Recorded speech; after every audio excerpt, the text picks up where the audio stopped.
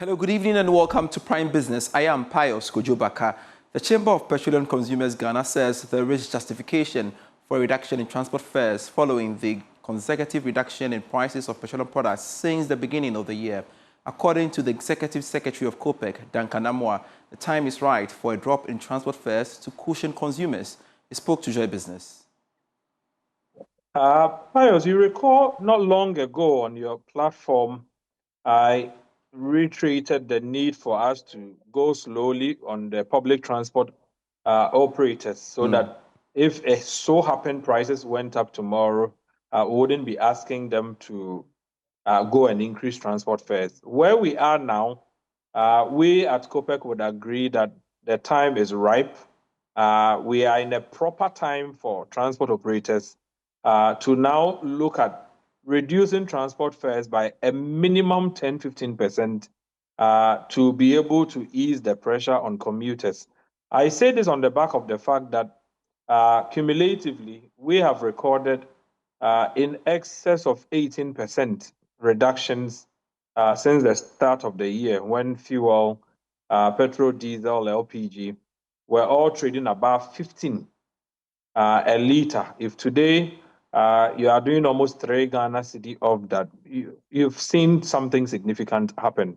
And so they don't have an excuse at this point to say they won't reduce transport fares. So we would start the negotiations or discussions with them or persuading them to reduce fares so that the market women can also have a justification to reduce the cost of their goods and services.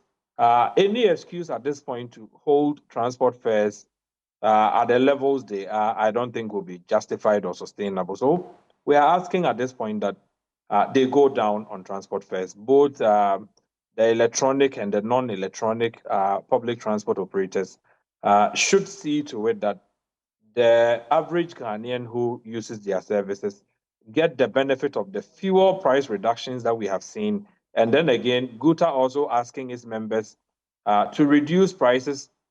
We are quite mindful of the fact that it would affect the cost of parts and even lubricants. And so whatever the excuse was 2 weeks ago, it no longer can be justified. And we think that the transport operators would have to begin in earnest. Maybe by Monday, we should see the reductions in transport fares take effect.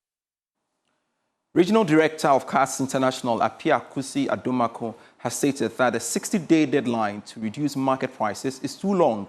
He suggests that the government should implement continuous weekly monitoring of prices to deter businesses from deliberately delaying price reductions. His comment follows an agreement reached between government and trade associations to implement significant price reductions on finished goods within the next 60 days following the impressive run of the cedi against major trading currencies. We heard the minister. The minister indicated that government cannot force businesses to reduce their prices. Neither can government tell them, give them prices at which they should sell their products. And we know that this is a free market. What government can do is that government can use the trade association to urge them. But of course, the 60 days is such a long time because some of the business may decide to wait till the last day, the 59th day, and then reduce their prices just to conform to the day agreed. I think that there should be a continuous monitoring of prices on a weekly basis. I mean, using the dollar exchange rate and also how much people are selling, then we can use more persuasion to cause them to reduce their prices. Governor of the Bank of Ghana, Dr. Johnson Isiama, has emphasized the need for a concerted digital effort across the African continent to drive economic growth. Speaking at the 2025 3i Africa Policy Forum, Dr. Isiama highlighted the central bank's commitment to enabling seamless cross-border transactions. Here's a report. At this year's 3i Africa Policy Forum in Accra, Governor of the Bank of Ghana, Dr. Johnson Isiama, called for a continent-wide effort to build a harmonized digital ecosystem to boost financial intermediation and economic integration. Cross-border digital payments are gaining traction, promising to ease trade frictions and accelerate regional commerce. Regulatory sandboxes and innovation hubs are taking root, offering safe environments to test new technologies within the realities of our African context. These gains, ladies and gentlemen, are being reinforced by modern regulatory approaches, by pilot programs, by innovation offices, and digital public infrastructure frameworks that are all designed to promote inclusive finance, enhance SME participation, and unleash the creativity of Africa's youth and entrepreneurs. Meanwhile, the head of fintech at the Bank of Ghana, Kwame Opon, added that beyond coordination, inclusion is critical. He stressed the importance of designing digital solutions that work for all Ghanaians, especially those in underserved communities. So, regulatory harmonization has been recognized as one of the key pillars and prerequisites to achieving many of the policy objectives that we have, not just as Bank of Ghana, but across the African continent. As you may have also heard at this forum today, something is happening very differently. Regulators have come to terms with the fact that the nature of the development on the global scene, as well as here in Africa, requires that we collaborate. And that collaboration is already happening. Reference was made to our partnership and collaboration with the Rwanda Central Bank, for instance, where we're exploring licensed passporting, as well as cross-border payments. And in fact, Ghana is leading in mobilizing, together with Rwanda, an initiative with GFTN and PAPS, an initiative to bring central banks together so we can test and learn on how we actually achieve things like cross-border payment. The Free Eye Africa Policy Forum brought together policymakers, innovators, and financial leaders to chart a unified path for Africa's digital future. As part of strategic efforts to boost Ghana's economy, the Bank of Africa is committing to empower more small and medium-scale enterprises with intensive financial literacy and investments. Under its one-year initiative to equip at least 1,000 SMEs in the country, the Bank of Africa is exposing some 40 businesses, particularly women-led ventures in Kumasi, to critical financial skills for business growth. More in this report. Small and medium enterprises remain the largest contributors of Ghana's economy, driving at least 5.9% economic growth in 2024. But many of these businesses continue to encounter financial challenges, especially accessibility to credit facilities, which consequently impacts their profitability and growth. The Bank of Africa, through its partnership with International Finance Corporation, offered a 2-day training workshop for businesses in the Ashanti region. It is part of the bank's commitment to empowering local businesses to stay buoyant. Charles Oting is the head of SME at Bank of Africa. We know the SMEs are doing a lot for their various businesses. However, you will see that some are not able to keep very good bookkeeping and management of their businesses in a scientific way. So when they even approach the bank for credit facilities, they are found wanting, even though you could see they worthwhile, but their documentations are not right and apt, and so the bank is not able to support. Participants were exposed to the strategies for boosting profitability, optimizing cash flow, implementing effective working capital management, and leveraging the power of savings and investments. Abdul Rahman Belbashir is the Managing Director of Bank of Africa. While we understand that access to capital is vital, we also believe that sustained business success requires strategic know-how. To this end, our program is designed to equip you with actionable skills and knowledge. I encourage you all to take full advantage of the insights and material made available for you. This training is also a great avenue for bigger opportunities with Bank of Africa. Some participants shared benefits of the training in facilitating efforts to access credit facilities and boost productivity. Some of us sell petty stuffs, so I don't know the use of going to get company registration and those stuffs to go to the bank to access for credit. So for now, with the program with Bank of Africa, they've taught us so many things and how to go about it, so that whenever we need credit from the banks, how we should go about it to access the facilities that they have at the banks. Meanwhile, as part of measures in complementing the country's agenda to promote women-led businesses, the bank is set to introduce a women banking hall at the various branches across the country. Leila Pinto is the head of corporate affairs and marketing at the bank. We have targeted these women, offering them reduced interest rates. Some of them we have waived our commissions on the facilities. Some others we are zooming to give them the training and capacity building know-how to do their strategy, customer management, and even beyond that, we've also built a deeper relationship with these SME women led businesses. For Joy News, my name is Emmanuel Bright Kweku. Let's stay longer in the financial space because some civil society groups in Ghana have called on the government to develop a clear roadmap of addressing illicit financial flows draining essential public resources. The groups believe that illicit financial flows, which include tax evasion, money laundering, and other forms of financial crimes, are depriving the country of much-needed revenue for development. The civil society groups are therefore urging the government to take concrete steps to prevent the menace by strengthening regulatory frameworks, enhancing transparency, and improving international cooperation. More in this report. The call by some civil society groups in Ghana, led by Action Aid, highlights the need for a comprehensive approach to tackle illicit financial flows, which can help protect public resources and promote economic development.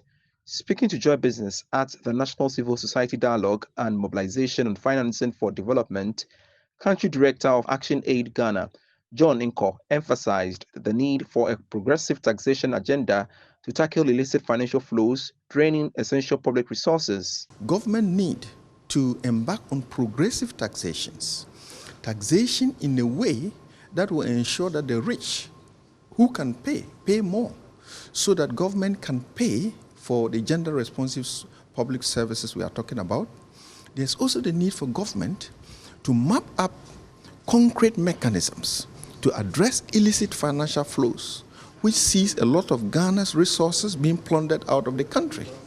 In that way, government will be ensuring that a lot more investment will go into, if you like, food crop agriculture. It employs a lot of Ghanaians. The tune of between 60 to 80% of Ghanaians are engaged in the food crop agriculture. He however urged government to consider investing in productive sectors like agriculture to propel economic transformation. Civil society organizations are maintaining equilibrium and building consensus to say government need to redirect resources into productive ventures, agriculture sector, ensuring that agriculture is seen as a business, ensuring that it's attractive to the youth, to ensure that women who are largely employed in the agriculture sector have the enabling credit to be able to invest and process, add value to agriculture productivity. That is when we can earn a lot more foreign income. That is when we can export and earn a lot more foreign income and invest in this country.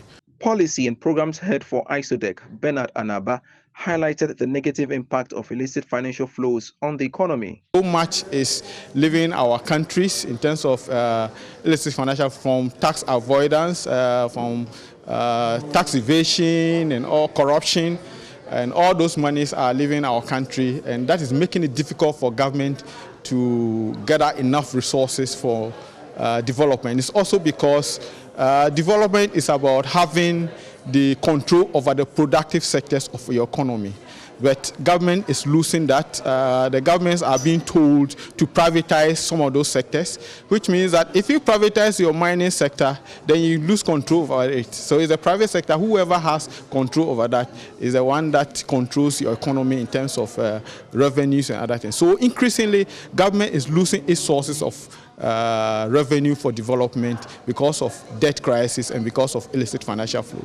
The dialogue brought together civil society groups, coalitions and movements to explore strategic interventions in the areas of economic justice, tax reforms, and gender-responsive public service delivery amid rising economic pressure. Revenue Assurance Company Strategic Mobilization Ghana Limited, known as SML, says it has saved the country 14 billion litres of fuel and 20 billion cedis in tax revenue, which were previously unaccounted for.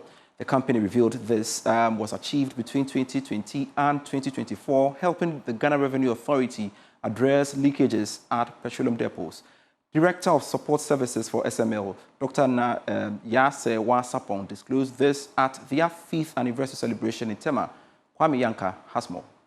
Revenue losses in the downstream petroleum sector was one area Ghana Revenue Authority was grappling with prior to engaging Strategic Mobilization Ghana Limited SML in October 2019 in a 2 5-year contract on transaction audit and downstream petroleum audit. SML, with advanced technologies and personnel on site, deliver real-time data to GRA to address discrepancies. From January 2019 to April 2020, for instance, National Petroleum Authority recorded 6.387 billion litres as against GRA's 3.180 billion litres lifted at the depots, with a difference of 3.207 billion litres. This resulted in a loss of close to 4.7 billion Ghana cedis. SML says through its operations, the country has recorded additional 14 billion litres, amounting to 20 billion Ghana cedis in taxes. Here is Director of Support Services at SML, Dr. Yase Wasapong. They need to have real-time insight as it is going on. They need to be able to see. That is what we have done in the downstream. If you see the monitors, you see that they are constantly changing. As we are speaking now, whatever transaction that is going, liftings that is going on across the depots in the country, 25 of them, GRA knows through SML's operation, every drop of fuel that is being taken out from the depots. And so by the close of the day, GRA knows how much tax they are supposed to get from across the country in the depots. Unlike before SML came, that was not the case. It took months and days, and when they even lost the waybills, which we have digitalized, that meant that government was not going to get the money from the OMCs. So yeah, that's how we prevent revenue leakage. Chairperson of the occasion, Dr. Richard Kwesi-Boso, who is the director of GIMPA Kumasi Campus, urged the country to support businesses of this nature. Of institutions like SML in helping to plug revenue leakages, improve transparency, and reinforce accountability cannot be overstated. As with any organization that positions itself as a bulwark against inefficiency and waste of public resources, SML's journey has not been without scrutiny. But we must remember that strong institutions will often be tested. Meanwhile, Executive Secretary of Chamber of Petroleum Consumers, Duncan Amwa, believes SML remains a solution to decades-old challenge which some individuals have benefited from. Chamber of bulk distribution companies, they also had an annual report that talked of the downstream and the amount of money that Ghana was losing to people who do diversion.